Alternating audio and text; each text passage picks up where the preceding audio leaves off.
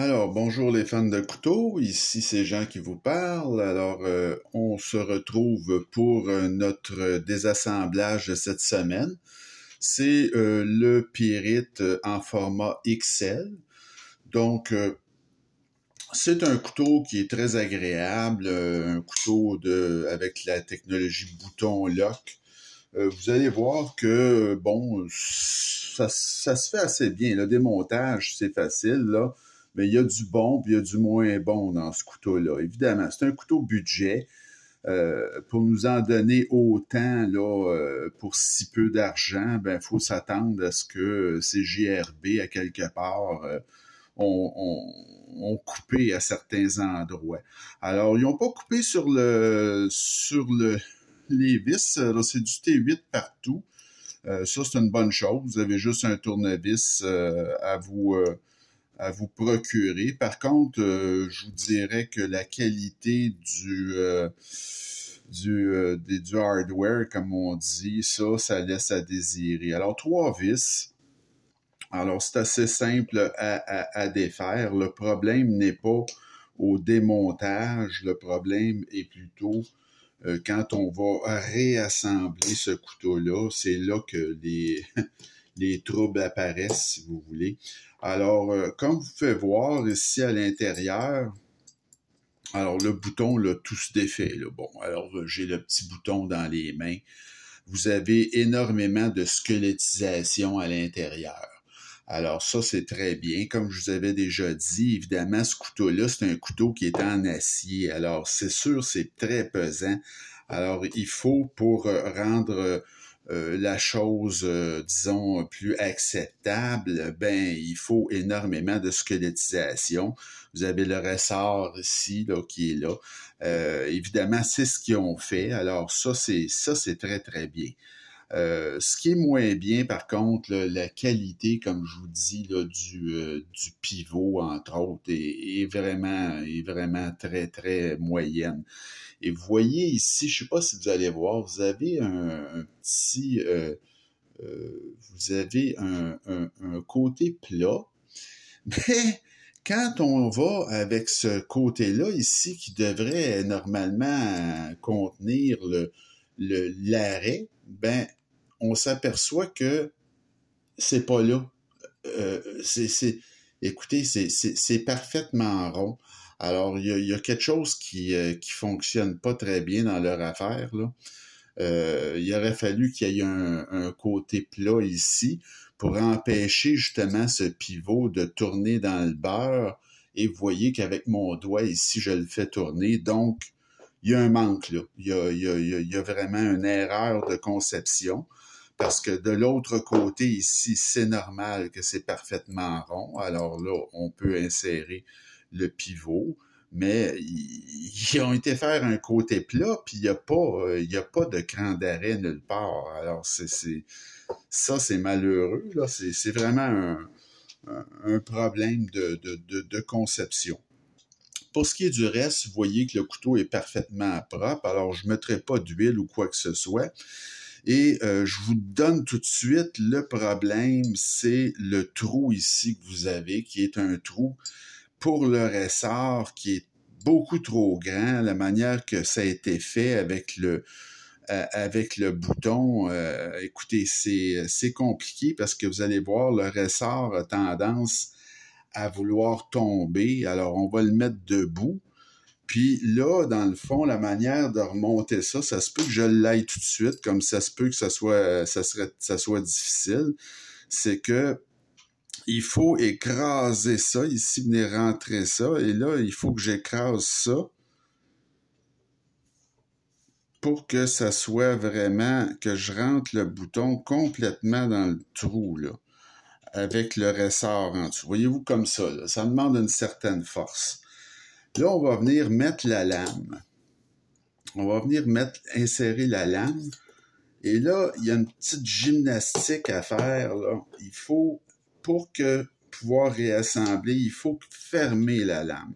Parce que sans ça ne tiendra pas. Alors, même comme ça, là, je suis loin d'être sûr que ça va fonctionner. On va l'essayer. Alors là, ici, ça semble être correct. Alors, je vais l'insérer et on va espérer que tout rentre en ordre, là. Alors, voilà, ça a l'air d'avoir cliqué, tout ça, là. Alors, je vais très rapidement réinstaller le pivot. Et là, quand on réinstalle le pivot, ben, comme je vous dis, là, c'est sûr que ça tourne dans le beurre de l'autre côté, là. Alors, il y a un problème de conception définitivement sur ce couteau-là. Pourquoi ils ont fait ça ou ils ont oublié tout simplement de mettre l'arrêt, parce qu'il y a pas, il y a une face plate sur le pivot, mais ils ont pas donné suite sur le couteau. Alors, c'est assez spécial. Comme je vous dis, écoutez, au prix où CJRB vend ça, ben c'est bien certain que pour vous donner un couteau de cette grandeur-là, voyez-vous là, alors là, mon pivot est trop serré, hein, mais pour vous donner un couteau de cette grandeur-là, évidemment que il faut là que le... Voyez-vous ici, là, il semble avoir un problème. Alors, je vais essayer de... Peut-être en desserrant ces vis-là.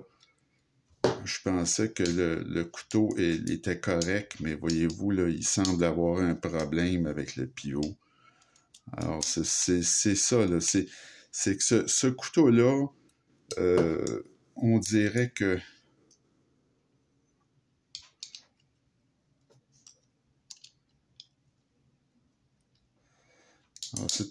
C'est un couteau qui laisse, disons que ça laisse à désirer au niveau de la conception, là.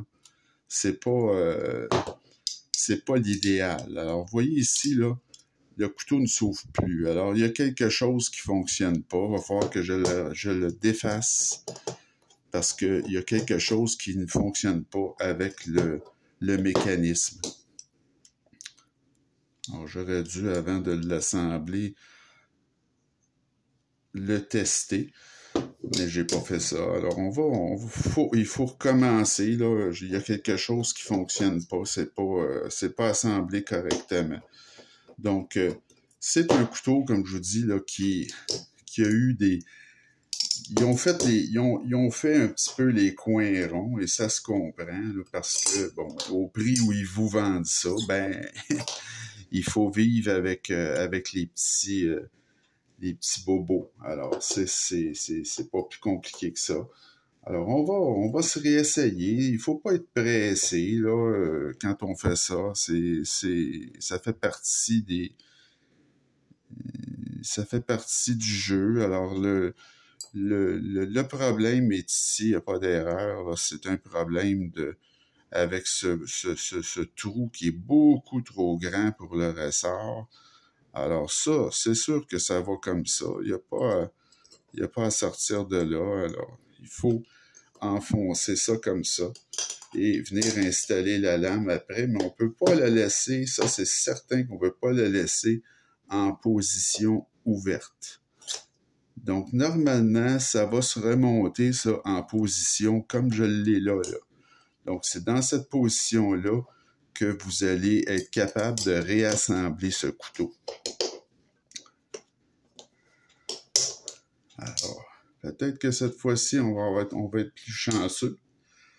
Alors, on va le refaire, on va le réessayer.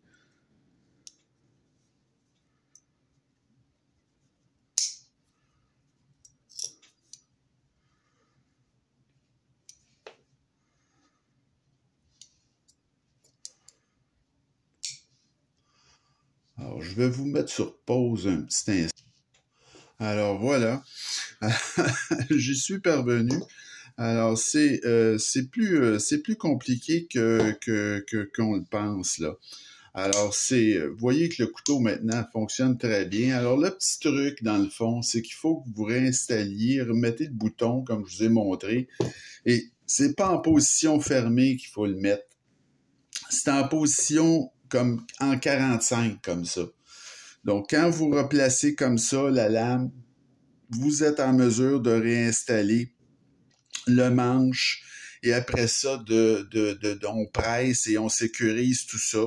Et là, vite, là, on met le pivot. Il faut s'assurer que le mécanisme ici en dedans, vous voyez, qu'il fonctionne correctement. Quand on le ferme complètement, on semble pas être en mesure de remonter comme du monde. Mais en le mettant en 45, vous voyez, le couteau fonctionne parfaitement bien.